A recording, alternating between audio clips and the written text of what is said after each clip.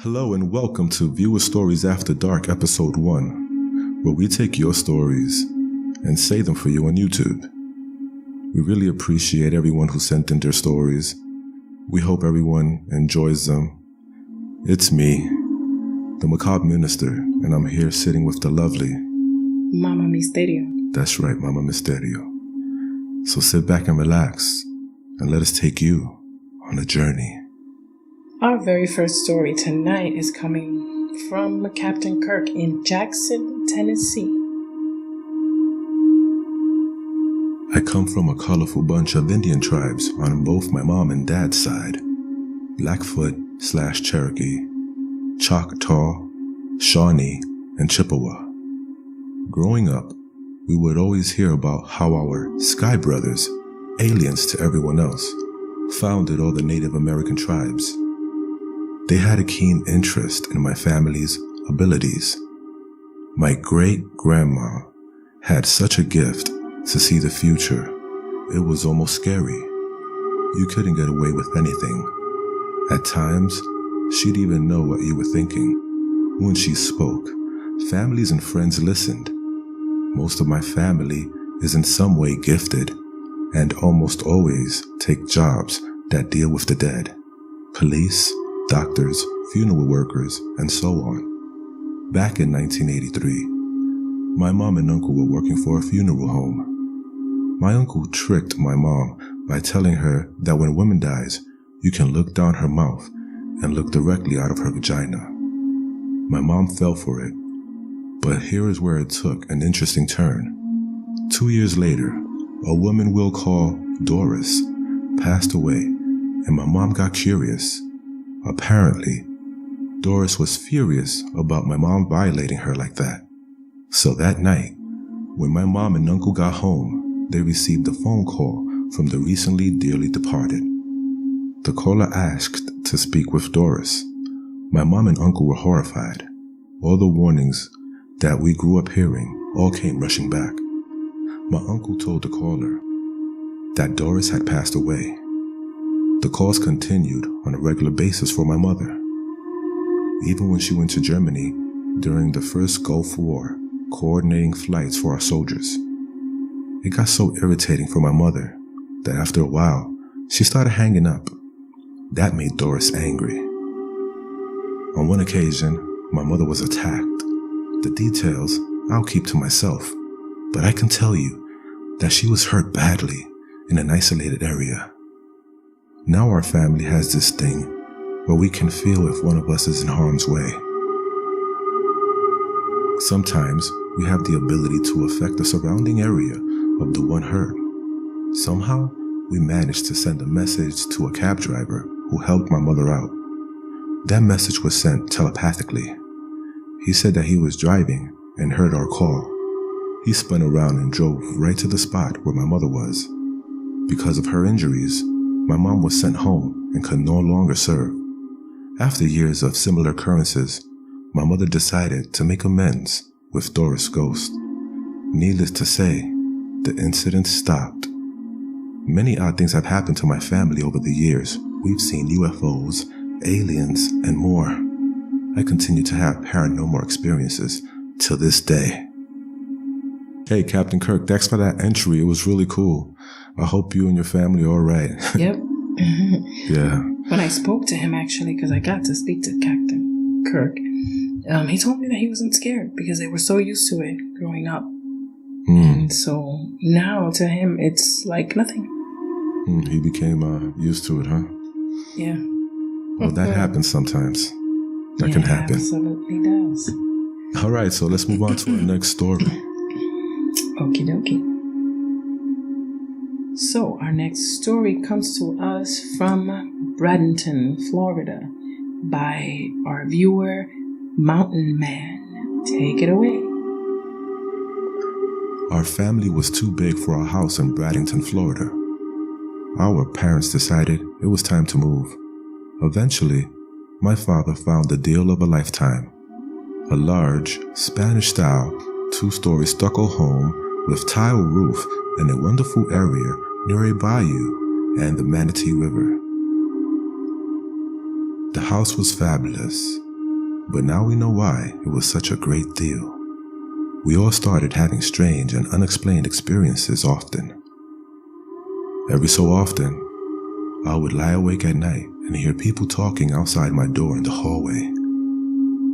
These did not speak to me, and I do not recall making sense of anything spoken, just voices.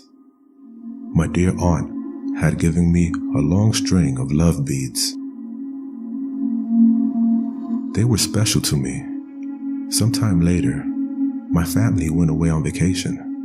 Upon returning, my love beads were broken into equal segments and placed one segment above the other on my dresser top. No one had access to the house. One evening, my family and I enjoyed a long walk after dinner. About an hour or so upon returning home, we found muddy footprints trailing from the front door leading all the way down the hallway. What we found particularly strange about this, other than the fact that there were muddy footprints in our home, is that there was indeed no muddy area to get that much mud on one's shoes, even if one tried. Another day I was alone at home and taking a shower in the upstairs bathroom. I heard a tremendous racket. I exited the bathroom to find the heavy old Venetian blinds in my parents' bedroom banging against the window frame.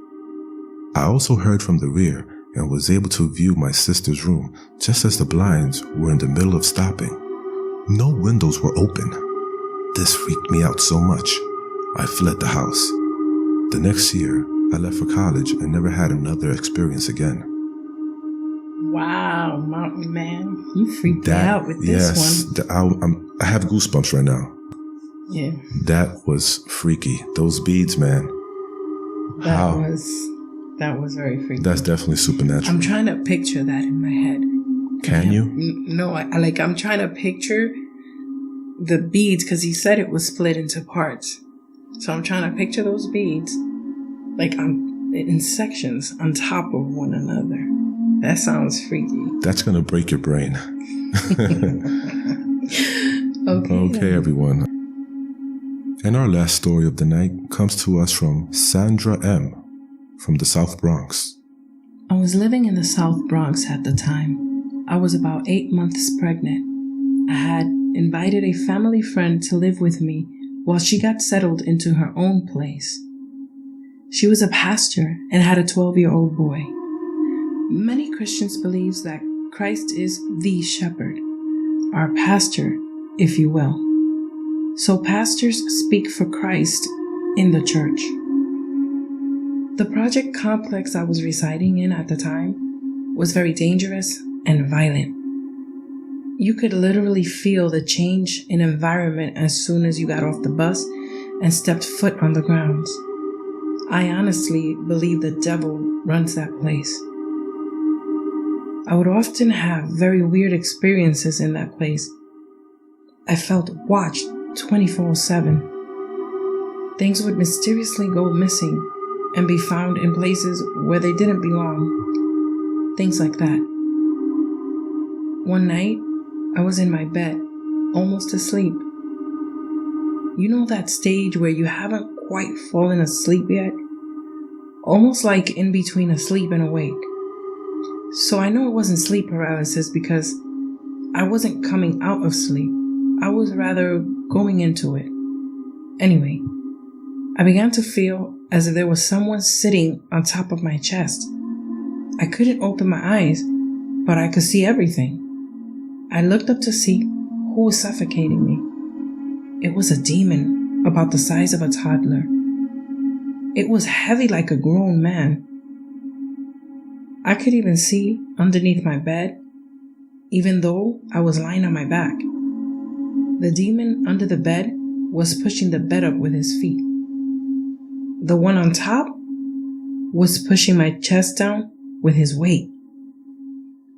I could barely get air in my lungs.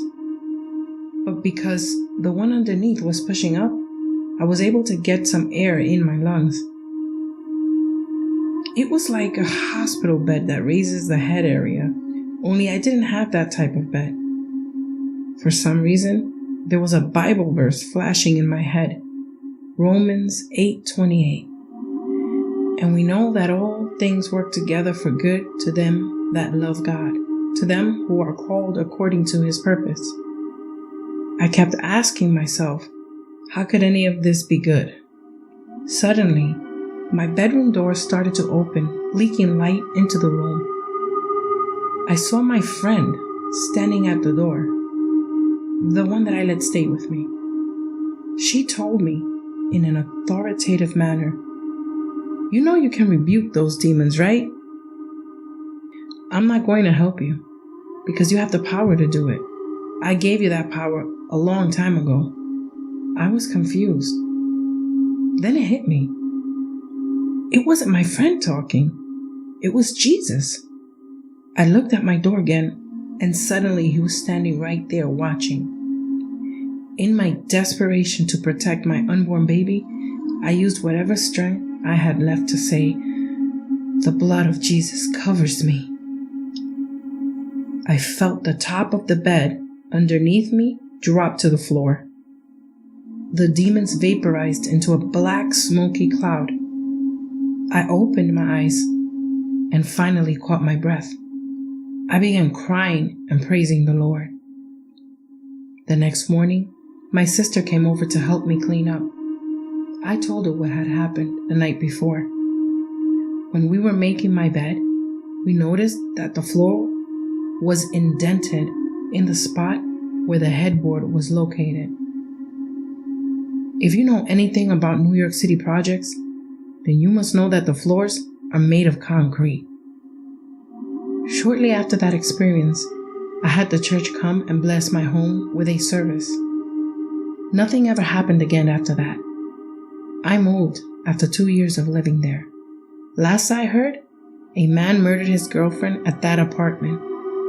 He died at the hands of the police, yelling something about the devil possessing him.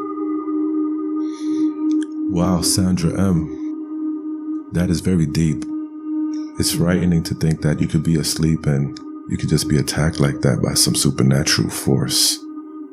Demonic at that. Those are the stories I hate the most. Those are the creepiest ones. Well, there are certain areas on the planet that is said to have more, energy than other points. That's why they have these things called ley lines and whatnot. So you think that's a ley line in the South Bronx? It could be. It could be a spot on that ley line. Yeah, that sounds freaky. Well, I'm just happy Sandra M. got her and her kids out of there. Anyway, we hope you really enjoyed this. This is our first ever episode of Viewer Stories After Dark, and we hope to see you around the next time. Yes, thank you. Thank you. This is Mama Misterio signing out. Yes, the Macabre Minister. Have a good evening, everyone. Bye-bye. Hey, if you enjoyed this episode, don't forget to hit the notification bell, like, subscribe, share with all your friends.